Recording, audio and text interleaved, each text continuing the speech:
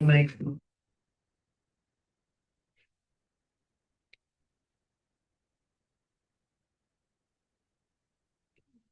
Oh. Hey. Oh. Morning. Okay. Good morning. Um. Got it right in. Is there an alternative to that? Um, let me see here. So again, you're gonna see the sort of revised way that these are being presented, where we've got the merged language in the first one of the series, and then the second one is the NHSBA version. Policy BBAA, we already have on the books, and there have been updates made to it, so this is just folding the updates from NHSBA into our current version.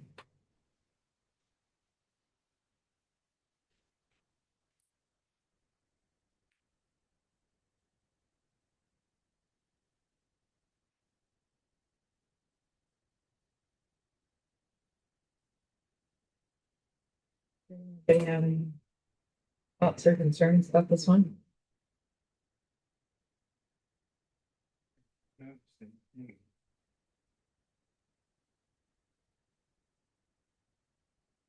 The only question I had is, do we need, I liked the sort of communication piece that was in the old policy. I mean, I feel like that's kind of covered under minutes, so maybe we Mhm. don't need it here. I think that was just a question.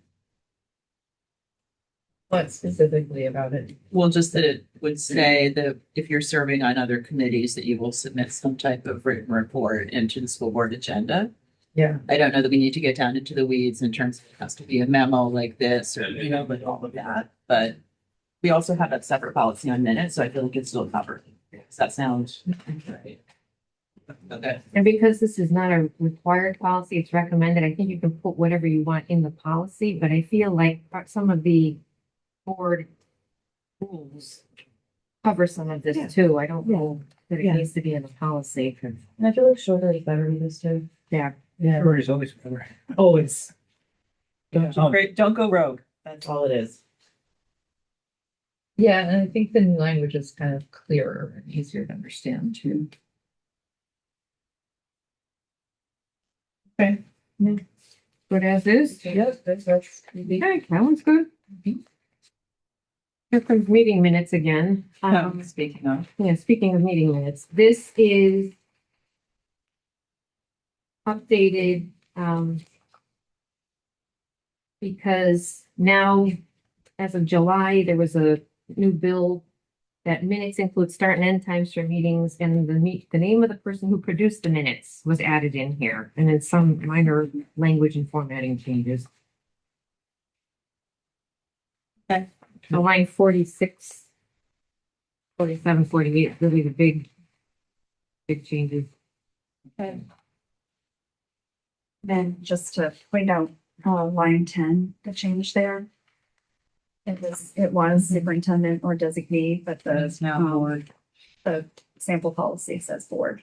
Yeah, I think that makes sense. And I think that then we would definitely want to have all the committees report back on who they're designating. Mm-hmm. Okay. Do we want to put that in there?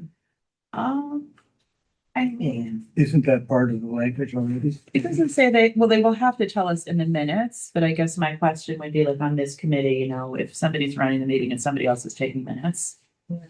That's easy to. I also wondered if it should say board chair versus just the board, but But you don't always have the board chair at the meeting. Or the committees. I mean, we could, yeah, I think so. It wouldn't. I think that could be the board chair, but it also could be the committee chair, or, there's some committees where we don't really have a chair. Right. Right. So then the board members who are in the room would have to decide. So it is better to keep it board. I think that's the right. Okay. wording. I would still practically probably just mention it and ask people if it passes that they get us for each of their committees. Who the minute taker is. Okay, so we don't need to include that in policy, is what you're saying, but I mean, I don't think so. I mean, I wouldn't object, but it feels like there could be situations where it doesn't make.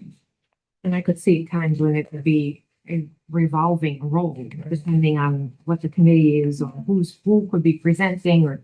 Yep. As a person who's talking, and to take minutes. There's some city committees that are larger where they basically just ask at the end of every meeting for a volunteer to be the note taker at the next meeting. It's right. That's a good idea. I don't think we have any committees that are quite that big, but.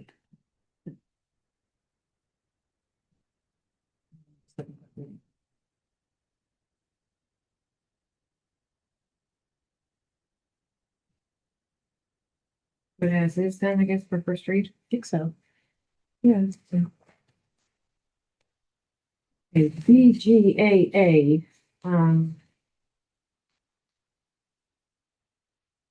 section H in the policy was the big change. But there are a number of highlighted areas for us to also look at.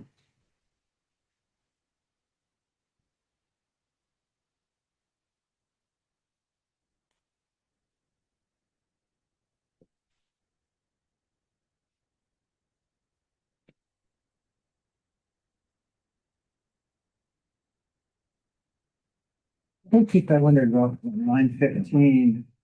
They had the superintendent and legal counsel. I just wondered if superintendent, like I know Patty, you're the person in charge of this, so it could be superintendent and or their representative. The designee, yeah, Or does. Yeah, I agree. yeah, I didn't know if that made sense. that does make sense.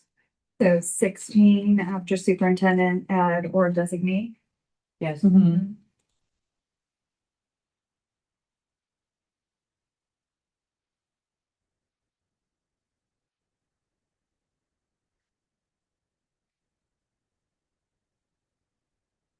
You could say administrative designee if you want to be more limiting. I don't think that's necessary. So one question about this, since we're updating it. This is something we were talking about just in terms of some of our bigger committees, whether we want to have a function for members of the public to be able to comment or bring questions about policies to the committee. And we haven't really had a sort of clear policy around public comment. Do we need that? Or do we feel like if somebody came and wanted to ask about a policy, we could, at the policy committee chair's discretion, just. Well, is that covered under line 63 through 73? I'm not sure. Board will allow opportunity for public comment on policy proposals. But that's I usually think done that's at at the board meeting. not at the policy committee, and that's why I was asking. Oh, I'm sorry. So, no, you're right. Because like, I don't want to make this more prescriptive than it needs to be. But just we were thinking that policy and finance and facilities could be places where if people have a question about something, it would be easier to have a conversation in this setting than at the board level. Maybe I'll just think about whether there's a sentence I want to stick somewhere and do it on second read, because I'm not a good sentence right Okay. now. But do you guys feel like that would be an okay idea? in Yeah, some I ways? have the Put same in there. consideration. Okay, I just don't know what the language is. Talked about that. Okay, I think it's worth trying to work in. okay. I will think about it and try to do something for. Does that have risks though as well in that? Well,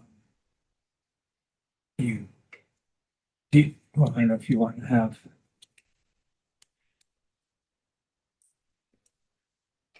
It could take a little meeting. Yeah, I mean, if you have someone. Maybe we want to make it limited in some, I mean, I know.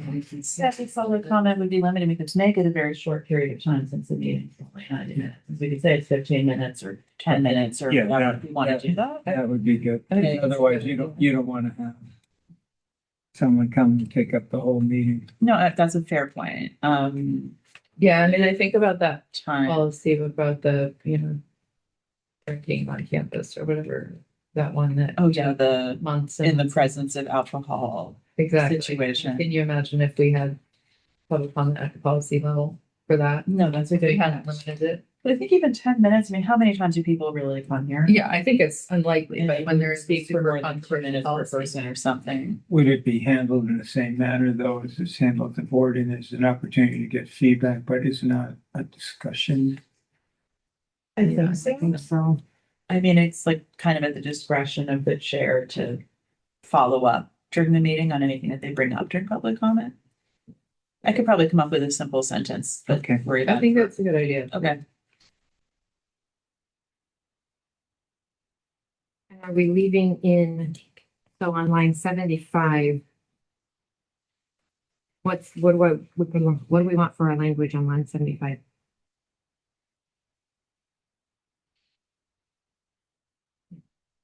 So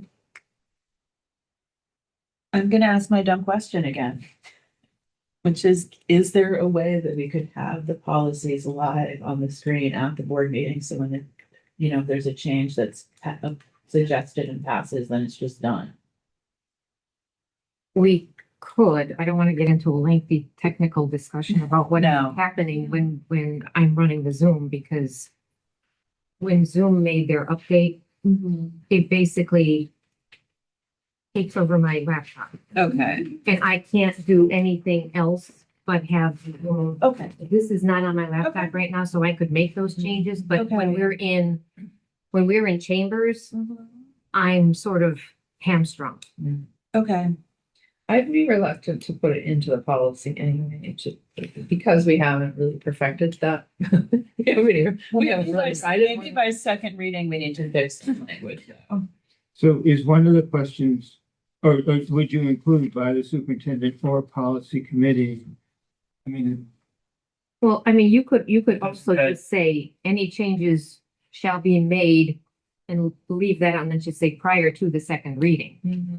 That's Because smarter. We know like that that it's, better, we know too. that it's Paulette, but we don't have to call out the position. I mean, somebody's going to make those changes. Right. Yeah, I think that makes sense. I think that's a good idea because sometimes, every once in a while, we do want it to go back to the committee. If it's like a significant change, Right. but otherwise, we're not doing that. So That makes sense. I think that's a good idea. So it's going to say, on line 75, made prior to the second reading. if it's unstated who's responsible, is it the board's whose responsibility is it?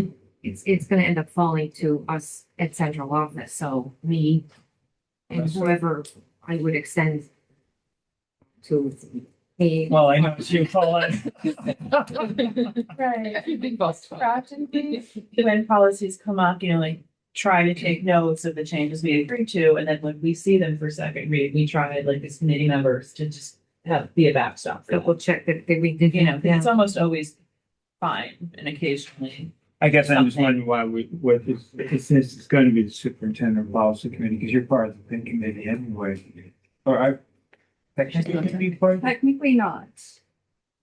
But that's where having me at the board meeting, and if we were making a change, I end up noting that. I end up coming back the next morning and saying, okay, on line 17, we need to change the to A. Right. And I've got to convey that information. So it falls to somebody who's at the board meeting who ends up being me or Zach. Or So we just leave it out. I think we leave it out. Okay, that sounds good. And then lines 82 and 83, we've been doing this all along, is using the coding with NHSBA. So I think we could just leave that in if that works for folks. Sure. And then finally, line 113.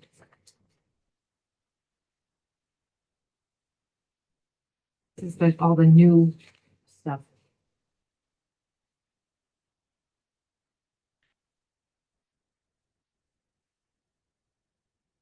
They want to know how much time prior notice. Isn't that the question? Mm-hmm. Let's give them that at least.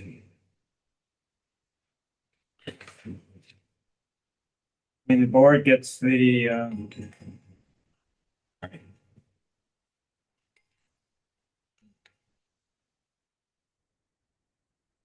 I'm a little confused by that because if we were going to amend a policy, we'd usually go through 2 readings. And this makes it seem like you could just do it at the board Well, this without. talks about waiver of process.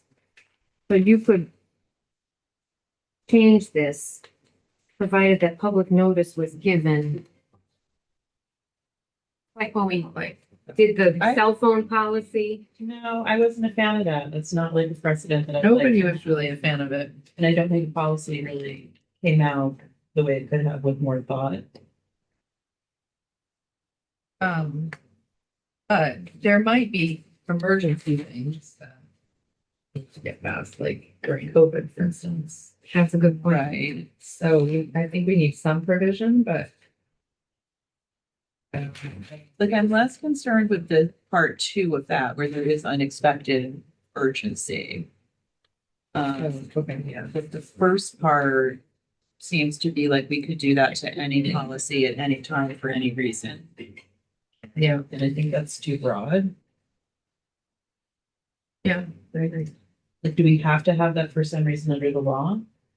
It doesn't, well, let me look. Honestly, like if it's not an emergency, I just don't think there's a reason to do it. Second part of that covers the emergency. You know, it's something like a cell phone policy, like we knew in June that that was the law. Okay, so do you need the?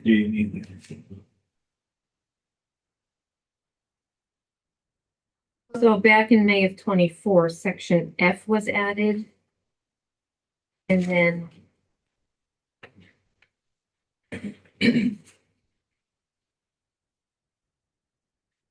I don't know why section G was added. It doesn't say. Go ahead. Okay, sorry. No, The 113, really, as far as, you could just make it compliant with the right to know law, as long as it was 24 hours prior. yeah, I think that it's, if you're not gonna do it by practice, that's great, but still having it in there won't hurt. You're just gonna say that you can. If we keep it subject to right to know, as far as that we're never gonna do something that's not properly posted. so then you would say on line 112, provided that public notice of the proposed action was given in accordance with the right to know law. Yeah, And that each board member was notified. yeah, or you could just keep it simple, at least 24 hours prior, which is Right. what the right to know law is, as Yeah. far as then a minimum of 24 hours. And if you guys don't do it by practice, that's great. Well, and you can't do it anyway if you don't have the majority of the board. Right. So hopefully the majority of the board is gonna make a decision. That sounds good to me. So then was given at least 24 hours prior is what you would say. Yeah. Okay.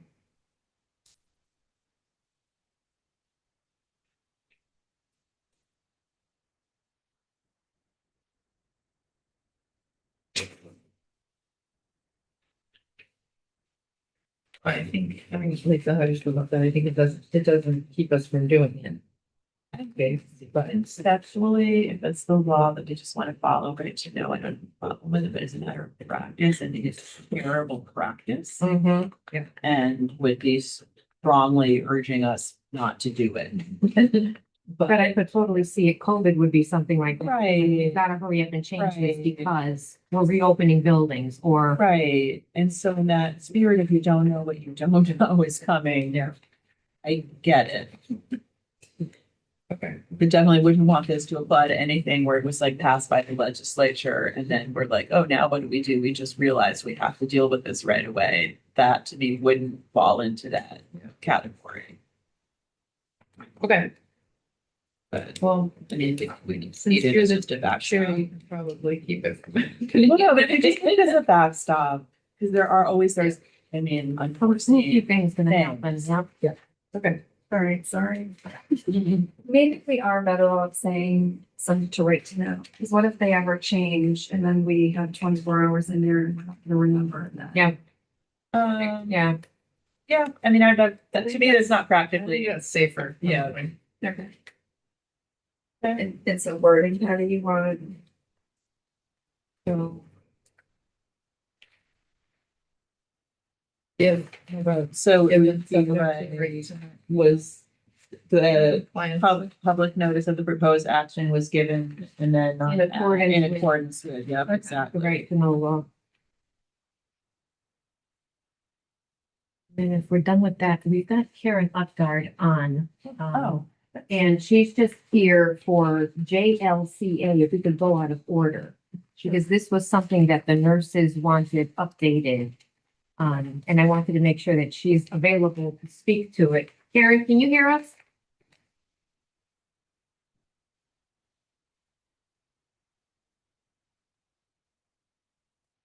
Karen, can you hear us?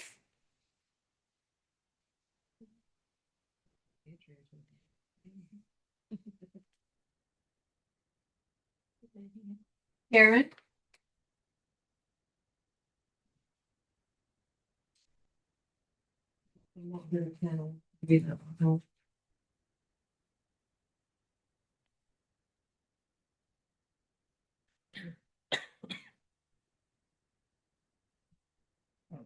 Examination of students. Yep, so this was something that the nurses had brought up because we had had a very old version. If you look back, it's not since COVID times that it was COVID, it was put in place.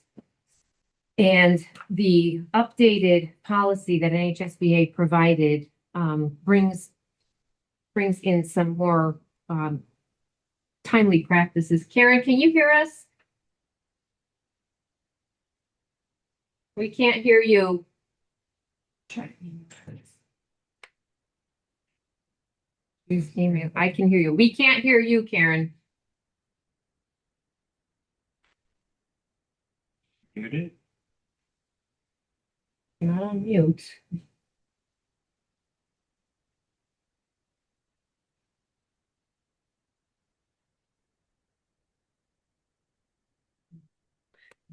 Hello, hello. I think, Karen, we cannot hear you.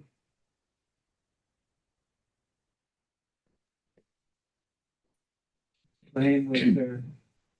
You're on mute, Karen. Can you try talking now? Turn it for volume. Maybe I can give her the phone number to call into. I tried, yeah, let me get you the phone number. Hold on 1 second. I'm just gonna pull that phone number in. So if you just want to take a minute to look at that while I pull up the phone number. Some grammar soup in section A. What is it? Oh, yeah. I think it's supposed to say evidence of physical examination on line 4 and then go straight to line 5.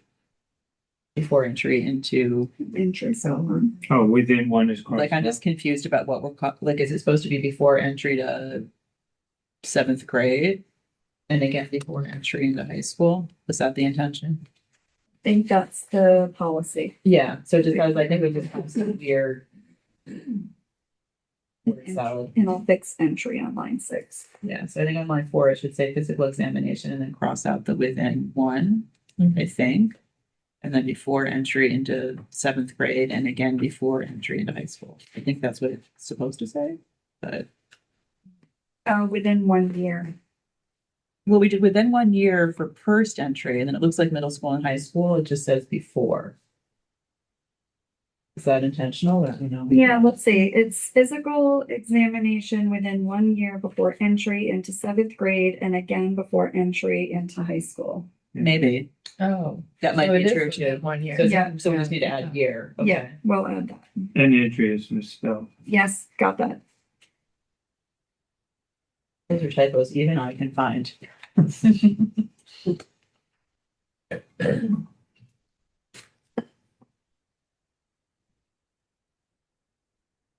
Hopefully she calls. And then in B, like, would this really go to the superintendent if the kid doesn't have the physical? Or should that be like an or designate thing?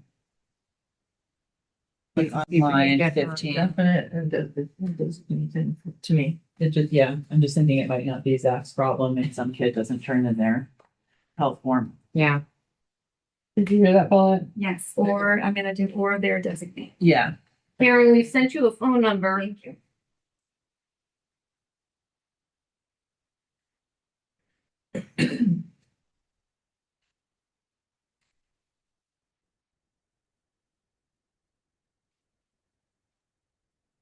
I'm trying to remember now with our homeless students policy. Did we change that to students experiencing homelessness? Yes. Should we do that here too? Mhm. That's line 16. 17. Yeah.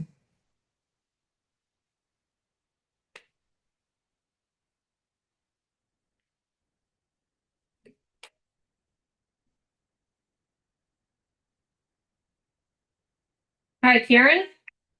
Yeah. Perfect. We're just going through the policy.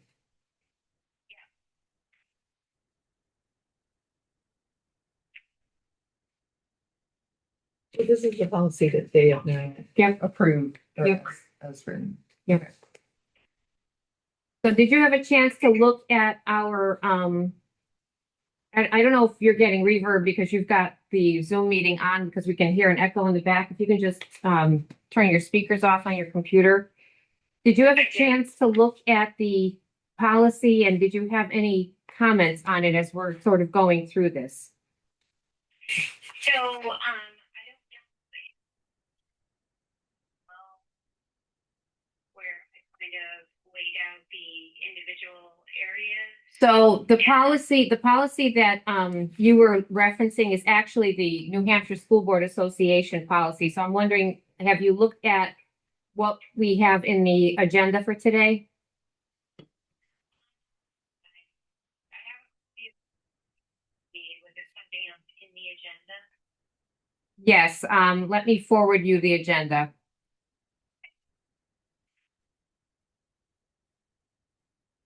Probably pick it up. Sorry, I did look at the agenda a few days ago, that any agenda item. So I just sent you the agenda and we're looking at item G, physical examinations of students. And what you had put together in your email was about the updates that had come out of the NHSBA policy, because as we just discussed a little while ago, our current policy dates back to 2020. And the revisions that you had referenced that had been in other districts had been put in place after we approved this policy. Oh, okay. Right. And, I wondered if another school board recommendation, like the School Board Association recommendation had come out. And right, and so like you referenced, I think you referenced Dover, and so Dover actually has the NHSBA policy, which is what we have, what we're looking at right now. Oh, are you looking at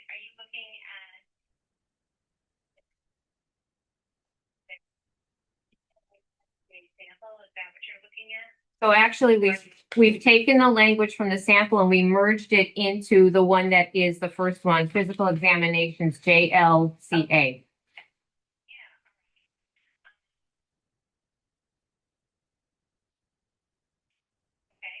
so, yeah, so A.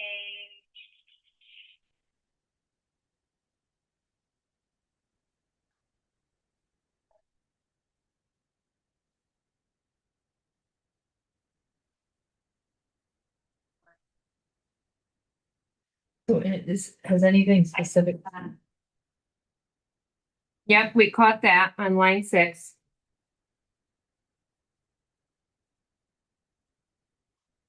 For written evidence of a physical examination with a line 5 before entry into 7th grade. And I think we caught that too before 1 year. Yeah, okay.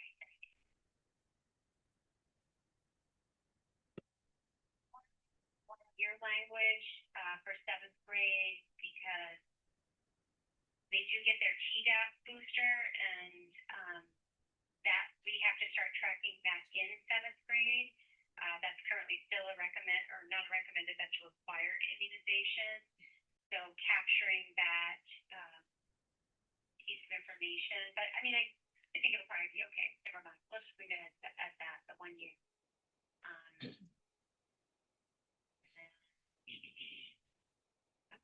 Station evidence, the evidence.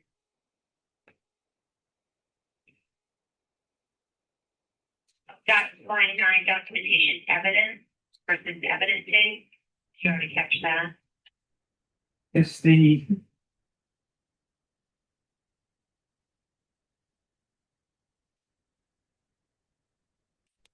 Does 1 year that applies for the first line also apply to seventh grade and high school? Yeah. If we're not sure. Probably okay. I feel like what we had said in our proposal was, since the new state of New Hampshire requires students entering seventh grade to provide evidence of Tdap or a TD booster shot, that we were looking at that seventh grade as the sort of the cutoff. But in all likelihood, most students would receive that around the time that they're entering sixth grade. In terms of a timeline, the schedule that they receive their immunizations on. So by requiring it within that year prior to entry to seventh grade, in all likelihood, they would have documentation of their Tdap or TD booster at that time. I think the only piece about waiting for seventh grade would be the piece about the requirement to have a physical on file for participation in middle school sports. That's a requirement. That's not part of the New Hampshire sort of law. That's more the interscholastic sports rules.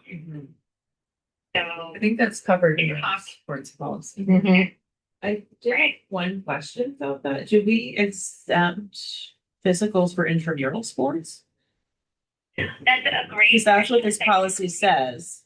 And that's not been a practice. And that was the question I had. I had no idea where that arose from. My sense is that other districts do not do that. And it's, intramural sports are more considered to be, I think, along the same lines of participating in a regular PE program. And the NHIAA doesn't oversee intramural sports at all. They just address interscholastic. So I will say that that's not a current practice. The nurses are not checking intramural sports. Okay. And I would advocate removing that from the policy. So then lines 33 to 34, this requirement does not apply to students participating in intramural athletics should be removed. Or it sounds like she wants to. To stay. We were checking intramural, and we were asking that it be removed. So Okay. I'm 100% that statement should be that. Okay. Okay. And then how does the religious exemption work for sports? So that would be my understanding from the NHIAA that is something that they would have to kind of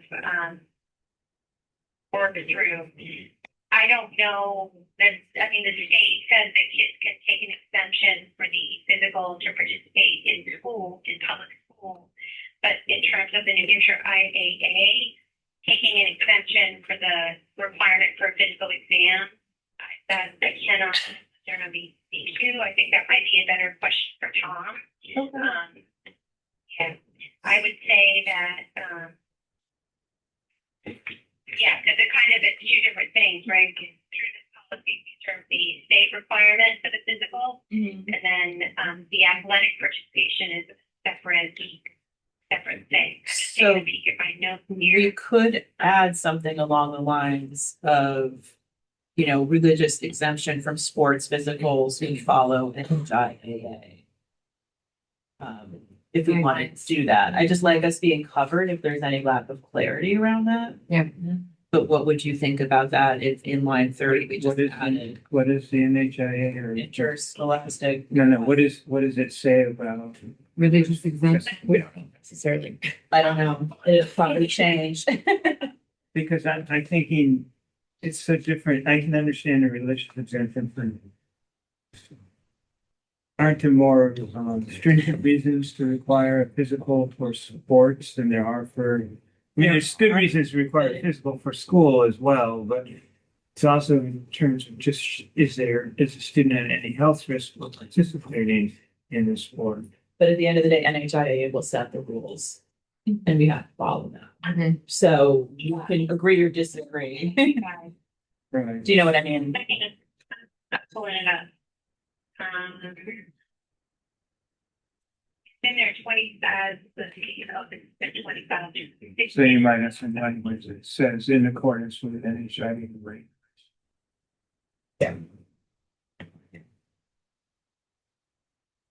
Looks like NHIA does have the ability for the family to apply for a waiver of the sports physical based on religious reasons. I think that would go through, yeah, that would. Yeah, so is that part of its eligibility, I think, right? Yeah, I think it's wise to put a line in there. In E, is what you're saying? I mean, you could put it in E or we could put it in F. I just was thinking a simple, religious exemptions from sports physicals will follow NHIAA guidelines or something like that, like keep it simple. You could almost put it onto line 30, just. I'm to fine be- with that too. Yep. And Say it's so. specifically for interscholastic sports. Yep, and we should say that. Religious exemption. From.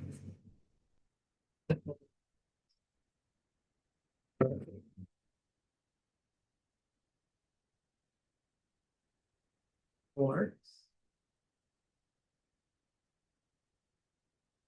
Follow. That's the symbol. Ending line 30. Yeah, just so I don't want to put like anyone at school in a position of having to litigate that. Right. Yeah, that's Okay. wise. Yeah, I agree they should get physicals personally, but Karen, I wanted to go back to your mentioning of the Tdap vaccination. Did you want that to be specified in there, that vaccination itself, or do you think it's okay the way it is? Because, I don't think it needs to be in the physical examination of students. I think in terms of our, current policy on immunization, where we just say we're going to follow the state requirements for immunization, it's just part of that state requirement. So I don't know if you need to specifically call out why we're asking for a physical at that time. okay. But presumably some kids could get a physical and not get that if their family chose to do so, but you're saying that would be covered in the other policy, that, right? Yes, parents could take an exemption from that. Now all they need to do is just write a note saying that they're not doing that. Okay, And then we just document that in file. thank you. Anything else, Karen, that you see that is jumping out that needs adjusting in this policy?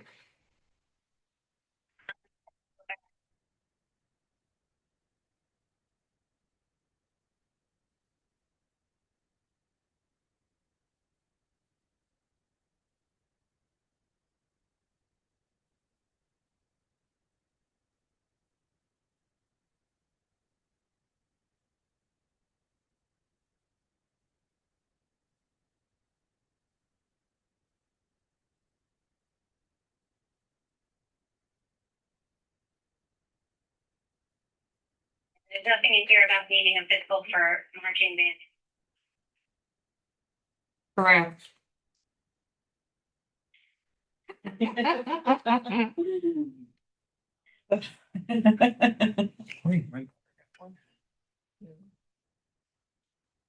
Yeah, that was lines 39 and 40. It's got a strikeout.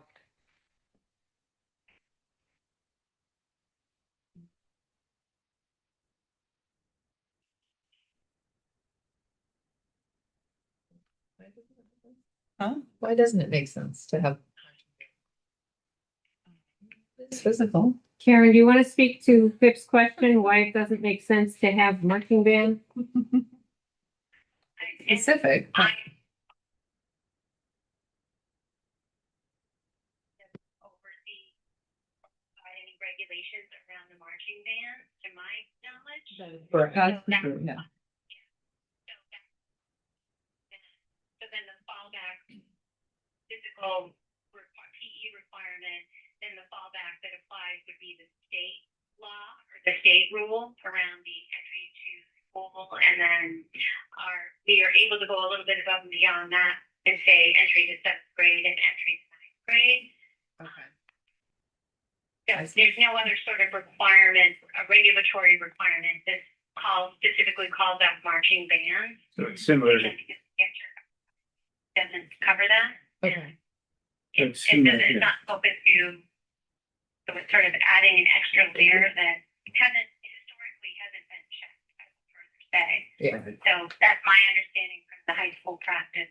They haven't been checking physical or marching band. It's like extracurricular sports. Yeah, yeah. Okay, yes, All right, so we appreciate you bearing with us with the technology and all the hiccups and little things, and we've got your notes, and if we need more clarification, we'll reach back out. okay, that sounds good. Thanks, Karen. All right, take care. Bye-bye. Bye. Karen is the nurse where? She is at New Franklin, and she's also the That nurse was coordinator. really helpful, though. Yeah, I love the idea of letting them just phone in for the one policy instead of having to schlep out for the Yeah. whole meeting. Yeah, that's great. well, I was hoping she would zoom in, but that, Well, we had technical yeah. difficulties, but it works. Good enough. Did you share her notes with us or not? No, because the notes were not, there was a lot in the notes that already was represented in NHSBA, and it really wasn't Okay. in a format that Well, she had looked at the old policy. She hadn't looked at the updated. exactly, yeah. Right. Okay. Yeah, I just wanted to make sure. I think when my daughter was in marching band, she went to the athletic director and said, how come marching band doesn't get a little sticker? We're a sport. Oh, yeah. And I can't remember, I think, anyway, the director, no, it's not a sport. So she went out and got marching band stickers and brought them to the marching band director and said, here's stickers for all the kids for their hers. It was pretty funny. Before we move on, can I just verify? Yeah. My changes? Yeah. 4, I'm adding, it's basically 1 year. I fixed the typo on 6. Karen questioned in line 9, evidencing. She was saying evidence, but I think evidencing is okay. Mm-hmm. Just want to make sure. Oh, yeah, yeah. C, I changed it to, crossing off homeless students. I changed it to admission of children experiencing homelessness. And then am I leaving and accompanied youth? And on And line, accompanied, Yes. Yes. yes, okay. on line And I think it's 15, students. superintendent Or or. does- Yeah, for their designee, got Yeah. that. I think it's students experiencing homelessness rather than children. I just looked it up. Are we matching the policy? Oh, did we use children? We did admission of children experiencing homelessness. Okay. That's fine. Yeah. Are we? Unless they're not, I mean, what if they're not children? What if they're 18 in this case? Do you Does want, it matter to leave it as students? I could Yeah. put students. And I would argue that if that other policy passes where we could make minor grammatical changes, we could go back. I think the reason that one was children was because was it for, DC? It was for younger kids, I think, Okay. or something, but anyway, I don't think it matters too much. We can leave students. Okay, so put students. Okay, students. Yeah. And then I am adding religious exemptions from physicals for interscholastic sports will follow the NHIAA guidelines to the end of line 30. Perfect. Yep. Okay. Good. Back to our regular scheduled programming. To. Future license.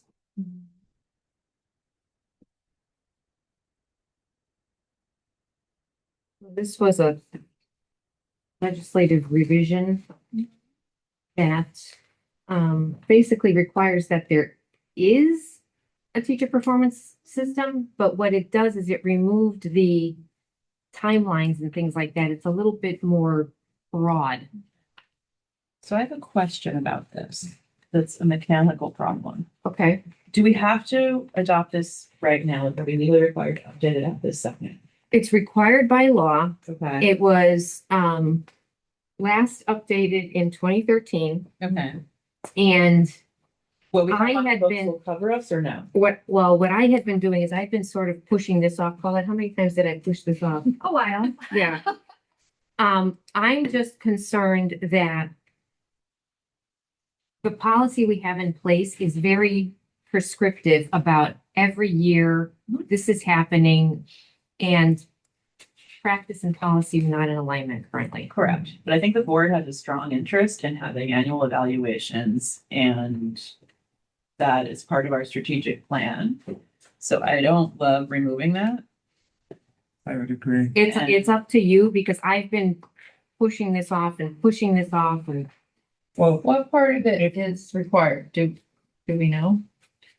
legislative revisions require school boards to adopt a teacher performance evaluation system with the involvement of teachers and principals for use in school district. That's it. Okay. So I would That's actually the like, RSA or those? That's the RSA. Yep. so I kind of want to put back lines 6 through 9. Because I think that's what we're trying to accomplish with our processes, but I just don't want, I think if we pass this for first read, you know, by the time it goes through second reading, you have a year before those contracts I know. come back to the board. So I don't think we're having an unintended consequence in terms of contract renewals. We could put this off again. I think Paulette and I are looking at trying to just make sure we're sort of all caught up and current with things, and this one hasn't been looked at since 2010. so Would it make Can sense you- to invite Zach into a conversation on this? why, I'm not following. Lisa, why is that a problem if we No, I- pass this now? I would like to restore that language. I would too. And my only concern in doing that is would there be an unintended consequence in terms of the cadence of renewing contracts? And I don't think there would because we're at the end of March. Well, And right these now- come up April 1, and this wouldn't take effect till after April 1, so you'd still have a full year cycle in April. So I think it would be okay timing wise. Or you don't do anything with this Because that language because is you already already there. have that language Mhm. and you can have a deeper discussion at the focus area 2 Mhm. subcommittee meeting Mhm. because we've already been holding this back.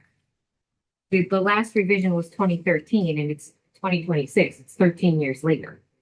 I think the question is, we obviously don't want to have the policies be out of step with what we're practically doing. Right. Because that's complicated. And I think on this one, we really want the annual evaluations to be taking place and they're not. So we would like the directive from the board to be, do the evaluations, you know, and let people determine what does that look like and how do they execute on it. But But if it's So already. it is already- If it's the But we're not language, doing that's- that. if it's the language that's already in the policy. so we don't why need to is that- update this. And why, well, but is there other? I mean, I like I mean, the way this is written, bringing with you, when you bring back in the area that's struck out. 6 through 9, and I fully Yeah. support, it's funny, because, and you and I looked at this separately, and it's exactly the same thing that hit me as well when I looked at this.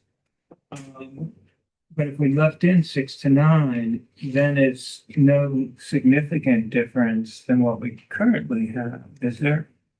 The difference is the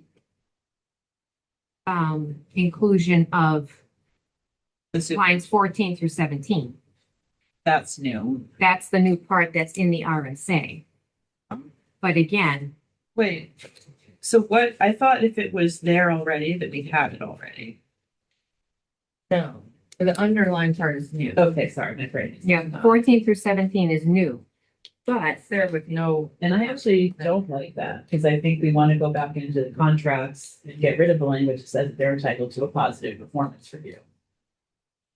Right, and so the idea that we'd have to do more than we're contractually required to around that, I don't think we want to make board policy.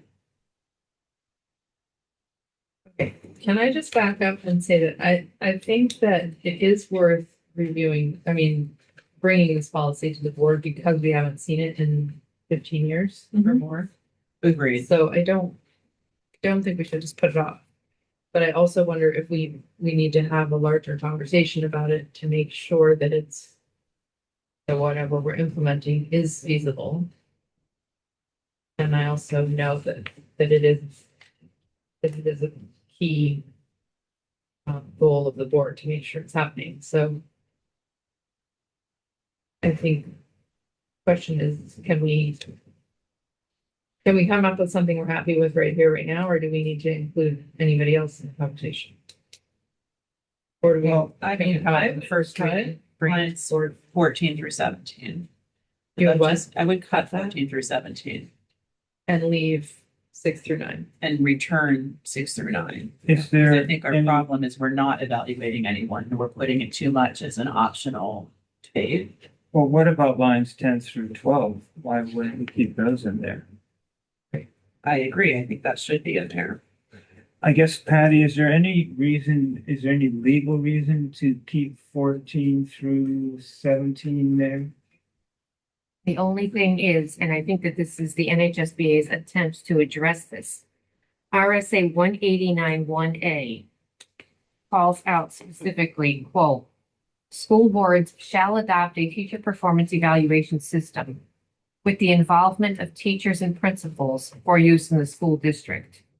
A school board may consider any resources it deems reasonable and appropriate, including any resources that may be provided by the State Department of Education."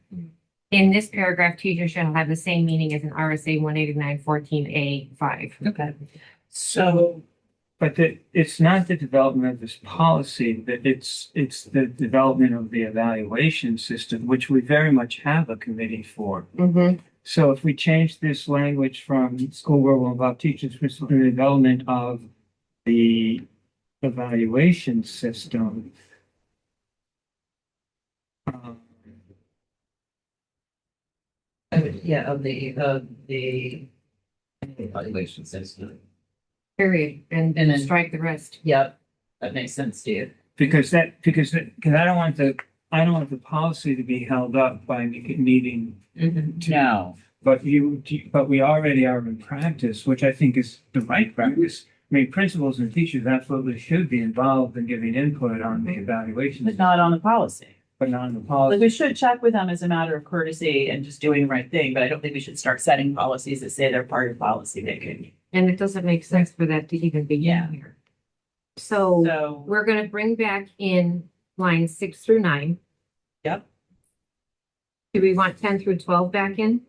I would say. I yes, think they're good. I want to keep that. And 13? Yep, And then line 14 will say, "The school board will involve teachers and principals in the development of the annual evaluation system, period." yep, Right. the rest of it we can get rid of. Okay.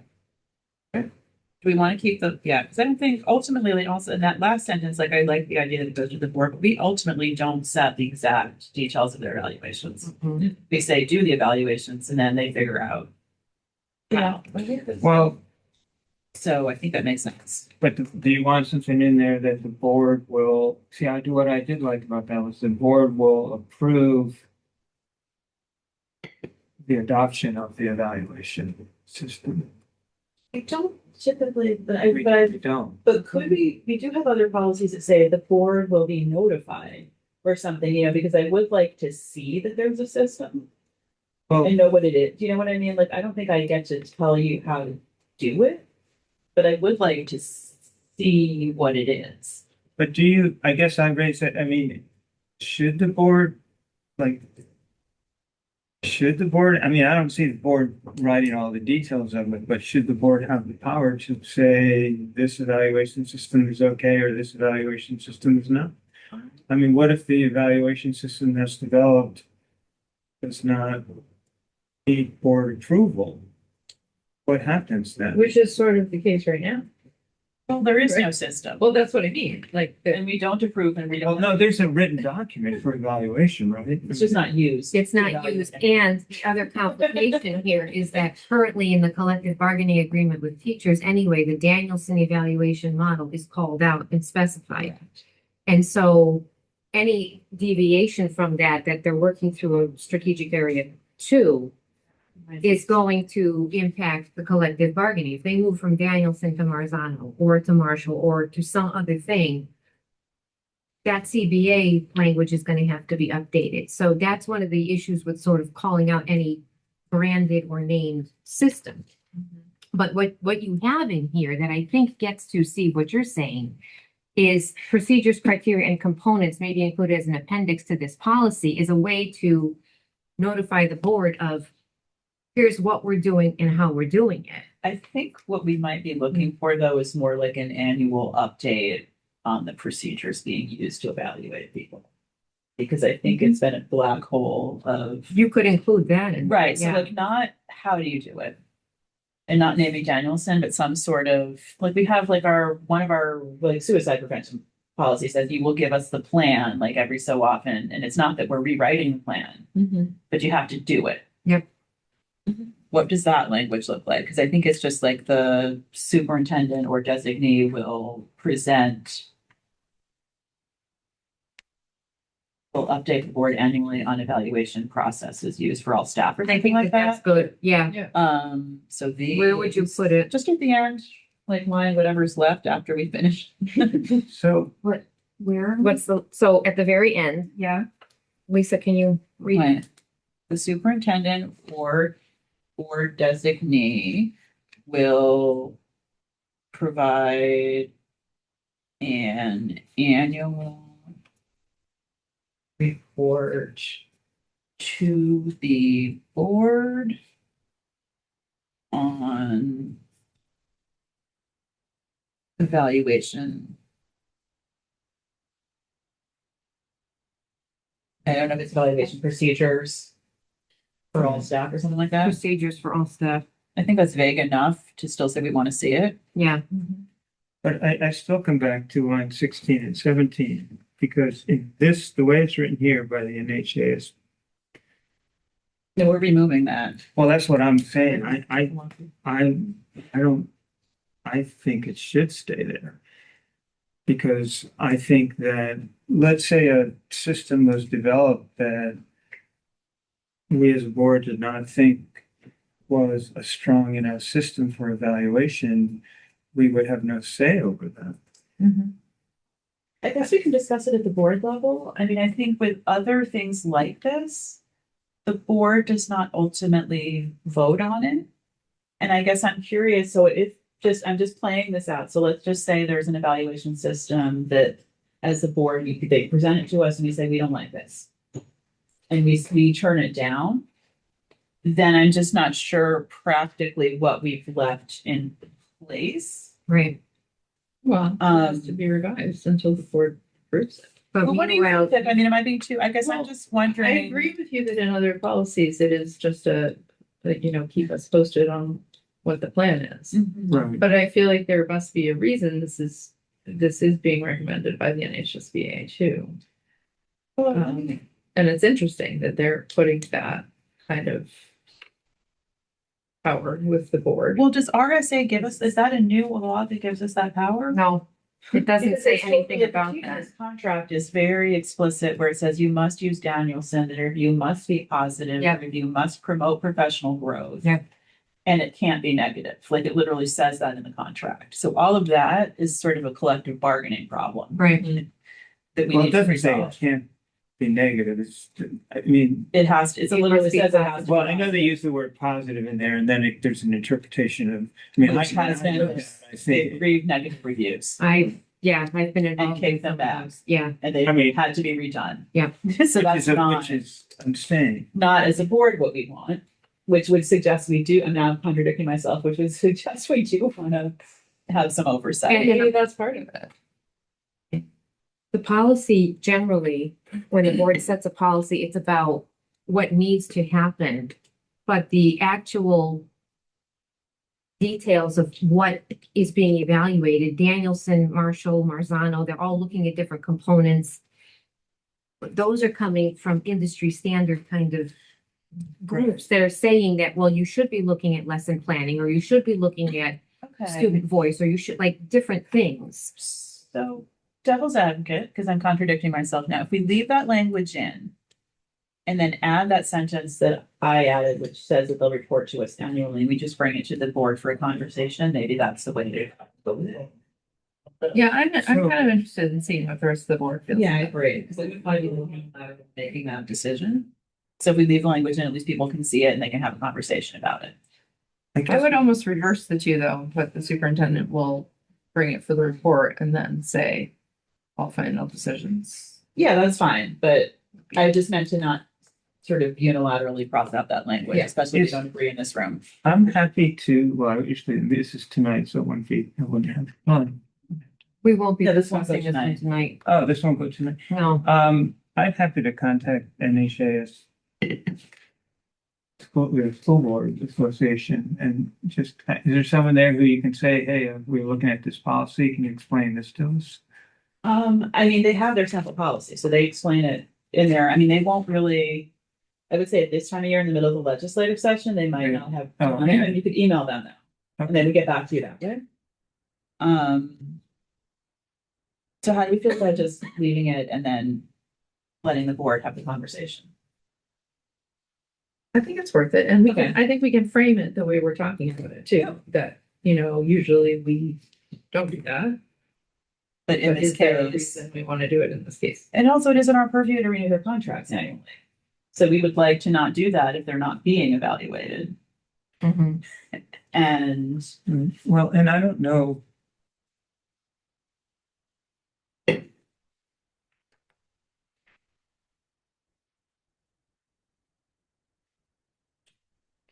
I guess I just want to make sure that my biggest concern, Patty, from all of this is, and the language around positive is an example of that, is I would want to make sure that if a teacher is year after year performing poorly, there is a built-in system to make sure they're properly evaluated and a system to, they should have an opportunity to improve, but if they can't improve, to be removed. Mhm. And I wouldn't, wouldn't want the evaluation system. I would want to, I mean, that's where, it's interesting because this word, to my mind, a strong union would never want to support poor quality teaching. Mhm. That any union that is a really good union would want to make sure that they don't allow poor quality teaching. And I don't know what, and I hope that would be true in Portsmouth, I can't speak to that, but. Yeah. So that's my biggest concern, is I just don't want poor performing teachers to be protected by the evaluation system or all of that. Well, I think that there is state statute that speaks to, and I don't know where it would be, it would take me a little bit to look it up, about teachers and evaluating them out, so to speak. But then the other thing to just keep in mind is if a system is brought to the board and the board says we don't like it, you still are going to have people who need to be evaluated. And that's sort of just you're in this weird limbo yes, that you've got no system. And maybe if it's not all decisions relative to evaluation procedures, criteria, and components, maybe it's procedures and criteria. So that you know that it's once a year and you know that you're looking at in-class. Right, you don't need components. I don't think you need components because I think the components, that gets very much into the. I agree. agreed. And I think it's your procedures, like we want it once a year. We want everybody to get feedback. We want whatever. And then the criteria could be, you can just take Marshall, Marzano and Danielson and put them all into a hopper and figure out what are the themes that you're looking at. And we know that we want to see, lesson plan, we want to see student engagement, those kinds of things. But I would wonder almost say if we- pull components out and just. I wonder if you only would need really procedures. So I'm looking at the teacher's contract just to be complicated here. So it says in the teacher's contract that final acceptance of any change in the evaluation process will be the responsibility of the superintendent and the board. But we're consulting with the Teachers Association, and that's just the So teacher's that's- contract, so that's the that's their language that- language. Yep. So I just feel like getting too far afield from what their contract says, then we're gonna be having policy that's in conflict with their contract. Contract. What their contract says is staff input into future evaluation changes is recognized as being highly desirable, blah, blah, blah, blah, blah. Continued administration will consult with staff and the association president or their designee in reviewing changes or additions to the process. So that's what we've And got. then it says in their line 14. contract, final acceptance of any change will be the responsibility of the superintendent and the board. So I think even just sort of like, I mean, so I think keeping the idea that we're consulting with them. Yep. And that the superintendent and the board are agreeing. Which is probably Which is what we're language trying that to they do. adopted probably back in 2013 when this law went into Yeah. effect about involve the teachers in the development of the system. Yeah. So as long as this is close to their contract, I think that's fine. I think when we present this to the board, Patty, it might be helpful just as an information item to have like Article 25 from the teacher's contract. Just for the board to see as a Do you want that as an appendix to this or? sure. I mean, that'll change at some point. The Article 25 in the teacher's contract is their continuous improvement process and teacher evaluations. Okay, So then so we're not, if we start to amend the language, we shouldn't go too far afield from That's good. there. I think on line 17 to your point, Steve, I think we could take out the word informed. Yeah, Yeah, no, I think I think that makes, I like criteria though. I think I do too. procedures and criteria. Yeah, and that would be good. And that mirrors their contract. That makes sense. so And then just one other thing on 14, where we decided it should say, the teachers and principals were involved in the development of the annual evaluation system. I think we should actually strike the word annual from that and just have, The evaluation system. in case it becomes something that is an annual. Sure.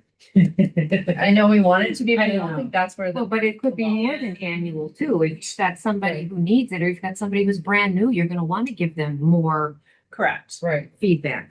So it's not that we don't want it to be annual. I just don't think that's where the word. And I believe that the staff input is also in the principal, the administrator's contract. So that also makes sense. Okay. Right, and I do recognize, having done it for 25 years, that it's really hard to do. Yeah. Oh, yeah. I mean, on the other hand, I know that as a principal, getting to every evaluation you're supposed to do is really hard. On the other hand, I know I did it for 25 years, so it can be done. And I know other principals who did it every year for 25 years. Well, not for 25 years, but however many there were principals. So So for many years they could take. Okay. So one more time for the These, illustrious People in the back. typist. Yeah. People in the back, yes. So we're leaving, we're keeping everything that's in here, including restoring anything that was crossed out all the way up through line 13.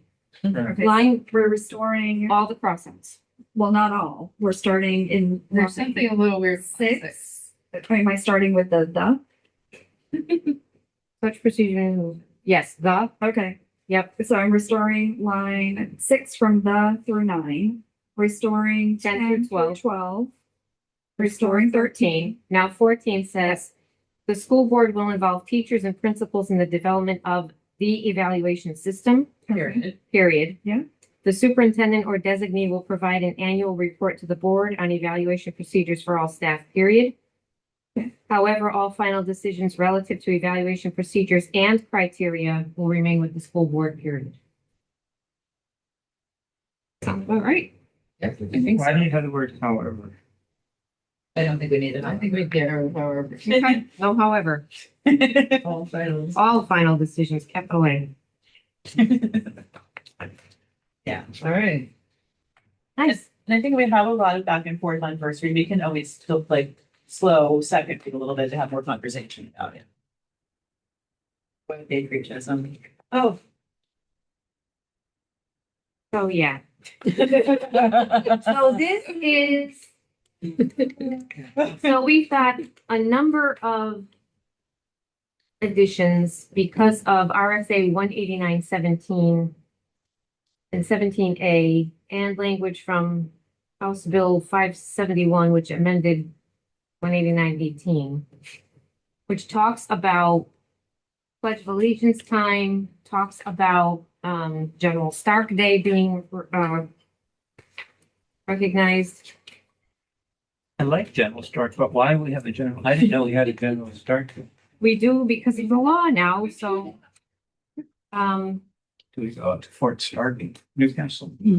I suppose we That's a good way to could. do it. Let's do Well, that. right here, we could. So, and instead of it being patriotism, it's patriotic exercises. And now it includes Citizenship Day, which is another part of that law that was added in. So this is all recent laws. Yeah.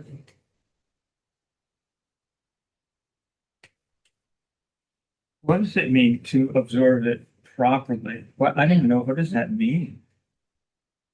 Observes Well- Constitution, line number 8, observes Constitution Day and Citizenship Day properly. I just, can we take out the word properly? I would put everything after day, quite Yeah. honestly. Yeah, can we just take out that after that? So what are we cutting? After Citizenship Day, cut the rest of 1 and 8 and 9. Because if, So Citizenship Day on line 8, period. yeah, because otherwise you could have someone say, you guys didn't do it properly. Right. Yep. I mean, you could have someone go, well, I don't like the way you did that. Mhm. And that is just, That's very. basically, we get into what are your politics? And I had one question about the pledge. Are staff required to do?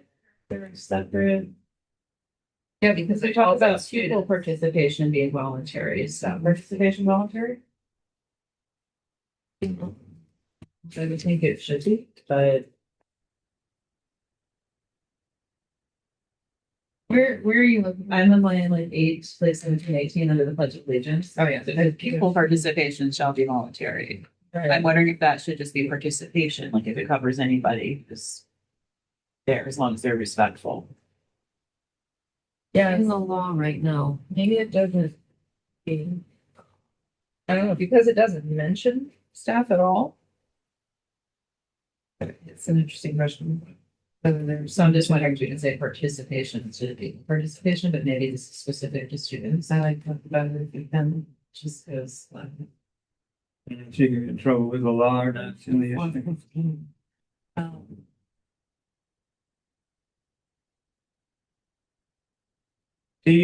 yeah. You realize that And I was raised to not say under God in context that is not in keeping with my faith. Yeah. So I stand and I don't recite the pledge, but I stand. According to I don't know. RSA 194-15C,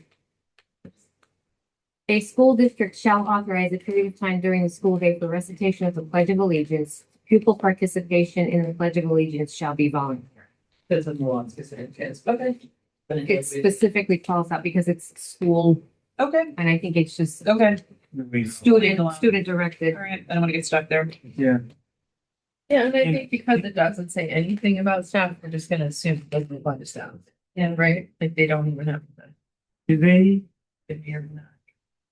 not that, not the first thing carry either way, but do schools comply with this? They say the pledge every day. Do they say that? And there are events during the weeks of Memorial Day and Veterans Day of varying degrees and assemblies, things like that. Right, So these things are happening. We do have flags in every classroom. Line 28, the highlighted part, I don't know if we want to add anything there or if we just take it out. I would probably not have more. I think less is more when it So comes to this. Strike the highlight. Yep. you know what I wondered about when I was reading through this, and I don't see where the line was, but they required the US flag and the state flag in assembly areas. And I mean, I used to always bring up, but I mean, I would bring out the US flag for assemblies when we had assemblies, but like we had an assembly and the only place that I could do an assembly in my school was the gym. So I didn't keep it regularly flown and I didn't have a state flag as well. Is that, where is that? I just want, 25, 26.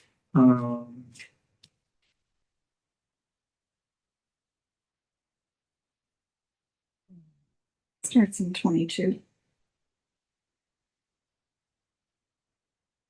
they do that, I mean, I know one of the buildings I was principal of, instead of having it on a staff, it was just on the wall because it was in the gym and you don't want sticks standing up in the gym where things can go Right, well, flying. that's what I was thinking. They can have one room, like there's schools that will say their cafeteria is their principal assembly room, and then they just have it in there, and then they don't worry about it. It's Right. not a requirement that every time you have an assembly, you have a flag. Right. It's a requirement that some room where people do gather It's has a flag somewhere.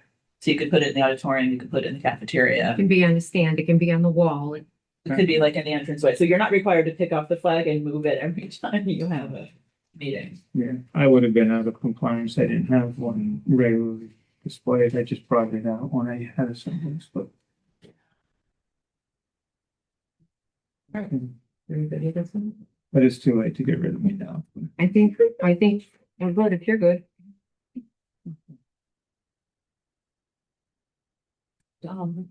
JG is part of the open enrollment conversation, and so it's here for.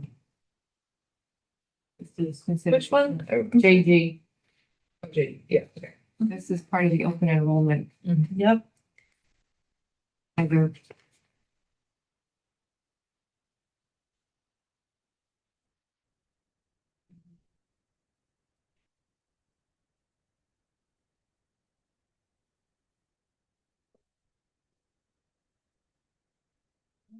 Question about this one, Patty, and I'm not sure if it even goes in this policy.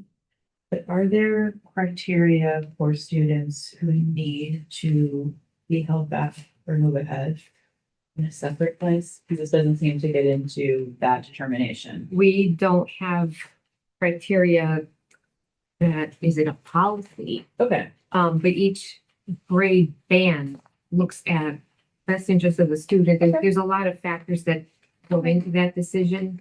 And I think it's hard to put it into a formulaic Yeah, I think it would be. because students are so different. Yeah.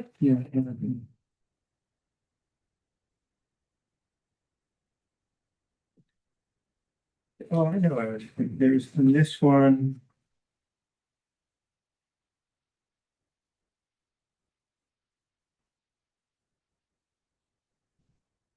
This is our last one, right? One more, JF. What's And we the- have to do JF today. Oh, I'm looking at the wrong one. We're looking at JG. Yes. Okay, That was- just quickly then, line 39 on this one. It looks like it adds somebody there after the superintendent. There's like a weird double Oh, here we go. comma. I think that's does just go to formatting. superintendent. Okay. Yeah. It's just a formatting thing, Oh, yeah. I know where I am. On JG.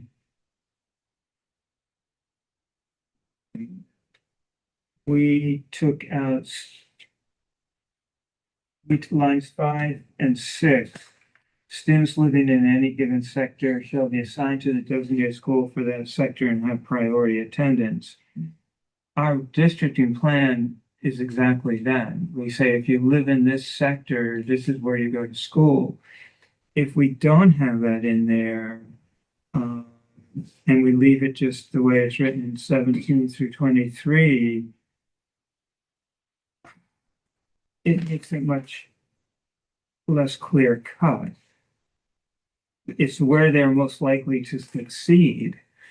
It doesn't have the clear designation of what. Because the purpose of the whole policy has changed. It was previously school assignments and grade levels and grade level assignments, where now this is just looking at assignments of students to classes and grade levels.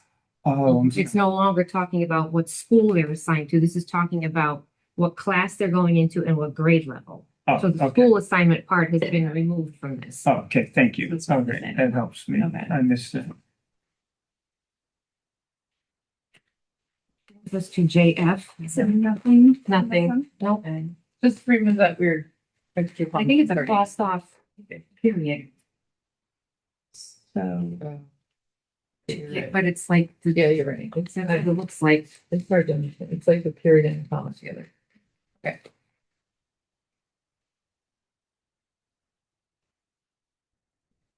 Can I speak to this one since I'm the one pulling the Please. one, everybody? So I want to preface this by saying I asked to put this particular policy on the board agenda for tonight. If we decide with this discussion that we are uncomfortable with it because we want to have more discussion, we'll just table it at the board meeting. The reason that this is back to us is because we have a two-pronged approach to trying to manage open enrollment right now. One is that the board will take a vote to recommend that the council adopt an open enrollment policy for the city. And then the council will have to have a series of 3 meetings where they go through their procedures legally in order to consider if the council wants to follow our recommendation. Then they have to have a public hearing, then the council needs to approve it. So that would be where we could potentially ask the council to do something like a 0 in, 0 out policy, if that's what the board would like to recommend, and they would have the ability to either follow that or do what they do. And in talking to NHSBA about how we can best try to get ahead of open enrollment, they also recommended that we resurrect JF, which is not a mandatory policy, but they are now more urgently recommending that districts look at it, because if we direct our district administrators to set some clear criteria for how they will determine capacity, then it gives us more of a clear framework to tell people, yes, we have space, or no, we don't have space when it comes to open enrollment. So this is moving independently of the city's decision about whether we're 0 in, 0 out, and NHSBA is recommending that as a sort of 2-track approach to try to give districts as much authority as possible over how they handle open enrollment, if that makes sense. And So my ask was, if we're comfortable, we put this to the board tonight and ask the board to do first reading tonight. But if we're not comfortable, then we can try to slow it down. the open enrollment goes to council because. Because we are a city, so most places in the state, they put their budget to the voters in their town meeting days a couple weeks back. And as part of that, they had language in their warrant articles that were approved directly by voters if they were going to set an open enrollment policy. So many towns around the state did that and had a variety. Some did 0 in, 0 out. Some would say, oh, we have space in this one elementary school, so we're going to do nobody in except for this one school. Like, they did whatever they wanted to do with it. And because they didn't have a city council involved in that process, like, their budget goes straight to the taxpayers. Right. They don't need to do anything else. For the dozen or so cities, there is some component, and I forget what the RSA is, but there's some component of that gives the city some authority because it is a budget issue and the city has an overview of the whole budget. So Zach had talked to legal and ironed out a timeline for a series of council meetings that I think would start in April, right? I think I that's. think the first one in April. Yeah. And then, so first they would introduce it, and then they would have to have a public hearing, and then they'd be able to have a final vote. Yep. And our hope as a board was to give them our recommendation as a board for what we'd like the council to do as they consider this. Good thing we left that emergency, thing. I was just thinking the same thing, because here's the policy that is in that other policy. That's notice. Yes. Right, but it's gonna be a first read. Oh, but you. Well, I'm gonna pass the second reading. I'm not trying to pass it up. Oh, Oh, okay, I see. all right, there we go, okay. I'm not. I thought you were trying to pass. No, I'm sorry. Oh, the only thing I'm doing that's a little funny is you guys are seeing it now and then it's going up tonight instead of waiting 2 weeks. I think it still has time for 2 readings. No, I think That's that's a good. problem. So can I ask a question here that says that the entirety of section B is new? Is that, and then it's crossed off, is that actually true for us, that section B is new? We've never had this. We've never had So the that, whole policy would be for us. but NHSB, so NHSBA, Sorry, that's me. I used Shell. I just got that. So we Oh, Do we've have- never. So what's Okay. new with B for NHSBA is they drafted these laundry list of possible considerations for districts in response to open enrollment. right, So if I understood correctly, A used to be just the whole policy. Yep. And they added Got it. B, I think, a year ago. yep, November. But we never had it. We never had it. Okay. What they added in B was the idea of like, okay, superintendent, you can consider how to set your capacity, and these are things you might consider. Got it. And then there's the accompanying, so it's only in the sample policy version, because again, we don't have it, is this appendix. JF-R1, which Yes. outlines the for pieces. And my only question for you, Patty, from a sort of administrative standpoint is the timeline of July or June the correct timeline? Flip it over on line some 45, 46. Yeah, Okay. I'm thinking kindergarten's always the outlier, but I think So we can't control that. we have by July, we have some idea of which way we're trending, so I think that we're okay. Okay. I just want to note that on page 13, Article 22, the contract does have a section on class size. So when this is Yes. when this is looked at, you need to look at that contract. So we could add as a criteria, Steve, so we have 10 right now, we could just add an 11, any contractual, any collective bargaining agreements related, I think it's a good idea. collective bargaining agreements related to class size.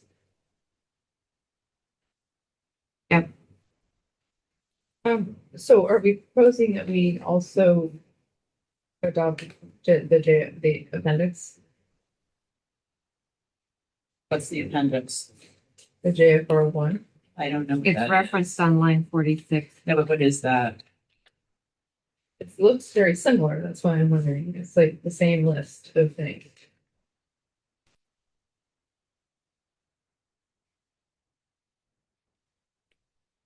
We meant for procedure Yeah, guidance. It's not typically something it's not policy necessarily. Okay, but it does reference it on line 46, so. I think what it does is it creates because anything that's like an R is like a form or a worksheet that the superintendent basically will take it, copy it and be, okay, personnel limitations, here's the answer. Just to go through and So sort it of is, that's why fill it's it out. actually a copy of. Okay. So, but. because And then it's we would have to trending, add. do we need to adopt that or just I think assume it's gonna happen? politically, this one is one I think the board should adopt. Because it'll give us some authority, because the council ultimately is gonna have authority to alter our open enrollment policy based on, them assessing things. So I think we're gonna need the board to have an annual plan that we adopt. So that we're communicating to them what our capacity is. I think that makes sense. Right. We're gonna And need to especially add, because it's just the first, And this is all brand new. one other question for our massive laundry list, yes, because this is something that came up in some of the hearings and debates around open enrollment was, can we consider sort of access to extracurricular, co-curricular, extracurricular and athletic participation? Because one of the big issues with open enrollment is the question of, are we setting numbers so that like people just roll in for basketball season or show up for the school play? And so the question was, like, say we have X number of people who could be on the team. is And it then at we number 5? No. Program specific limits, well, that says classes and Desired co-curricular. So could we add maybe co-curricular, extracurricular and athletic activities there? Yeah, let's put it So there. after co-curricular, add extracurricular, and then it makes it fine. So add co-curricular, extracurricular and athletic. I think that covers it. Is there some concern around people floating in for your sports season or your, annual musical and displacing students who already had a spot on those teams? Right. The only other thing we're going to need to do, and then we'll just recap it again to make sure we've got everything, is on the form JFR1.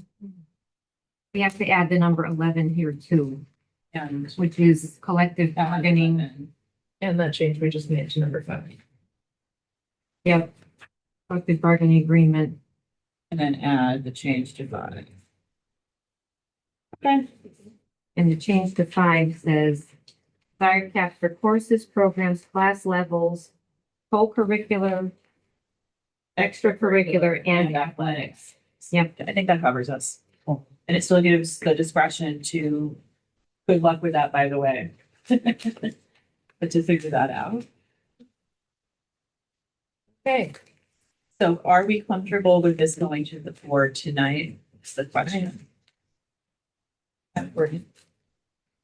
Yeah, but I'm not suggesting. Well, you've been able to have this the, edits for tonight. As a hand carry. You Well, should I- just do it verbal. I can make a motion to make those changes. Yeah. after the meeting. Okay, You don't have- okay. So I'll just make that. Okay. That way it doesn't screw up as far as. That- how it was that's fine. posted. And it's already posted. I mean, I can make a motion, anybody can make. They're not too significant. No. Okay. And I still would say 2 readings on it. I'm not trying to suggest. Okay. Cram it through. Yeah. I just wanted to have the first vote sooner. In preparation. Well, because especially if Zach is trying to come up with what this report looks like by the summer, the sooner we pass it, it gives him like, you know. And honestly, maybe it's just a table. It might just be a table that has a bunch of columns and it's just filled out. Right. I think we're gonna need this filled out to some degree to make an argument to the council for Yeah. why we want, if we want 0 in, 0 out. I'm hopeful that this could offer a framework for why we believe that's the correct approach. Yep. Other than just we like it, We think this works for us. right? Because I think there's some sense on the council that we have some advantage to doing a different approach to open enrollment. Well, I'm sure that if you look at it strictly from a financial thing, you would expect that more tuition would be coming in than going out. Possibly, but I think there's also an idea that we would like to potentially use the strength of our athletics program as a way to have good students in high school. Well, then again, you could, that would be bringing money. Flip side is, are you comfortable with stripping outlying districts from funding that they need? Correct. And I feel like the same people who believe in universal free meals for all the reasons that's good for kids should believe in universal access to equitable and free public education. But that's just me. All right. Yeah. Got a lot done. On the homework policy is that I was gone for a week, 2 weeks, so nothing happened. So On my that part. happened. Because we So I wanted to can do get, that this week. we wanted to get a common set of questions. Yes, I know. I'm And sorry. then, that's okay. It's my bad. Yes, No, it can happen. So, yeah, how are we proceeding? Because we talked about doing some interviews and things, but we didn't develop any common questions, so. Yeah, that's Correct. because I never shared the document that we were going to use. So I will do that. this Oh, week. Have a great one. no, it's blame free. I just No, didn't know that's what I where. was just saying. didn't That's know what where- that was supposed to be our next step, and then I went on vacation. Where'd you go on vacation? I was in If you- Honduras for a week, Oh, wow. and then I was in Virginia for another almost week. So we're Oh, that's wonderful. Yeah. Good vacation. Yeah. two different, one with one kid and Yeah. the other. Are we adjourned? We're- Oh, sorry. Sorry. Yeah, thank you before